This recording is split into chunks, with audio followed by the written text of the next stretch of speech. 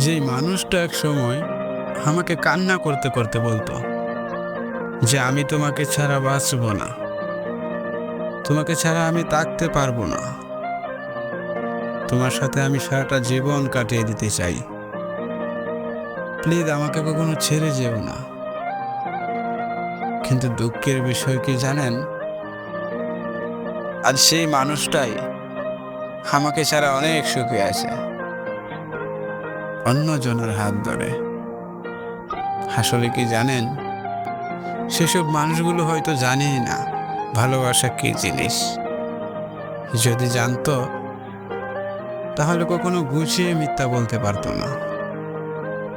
তারা হয়তো এটাও জানে না অপর দিকের মানুষটা তাকে কতটা বিশ্বাস করেছিল।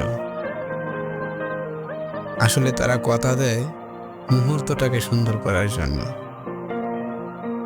একটু কথা কি জানেন ভাই, যে আমরা বলে যাই এই শহরে ভালোবাসার নামে সবাই অভিনয় করে, নিজের প্রয়োজন মেটানোর জন্য সম্পর্ক করে, প্রয়োজন ফুরিয়ে গেলেই তাদেরকে আর খুঁজে পাওয়া যায় না।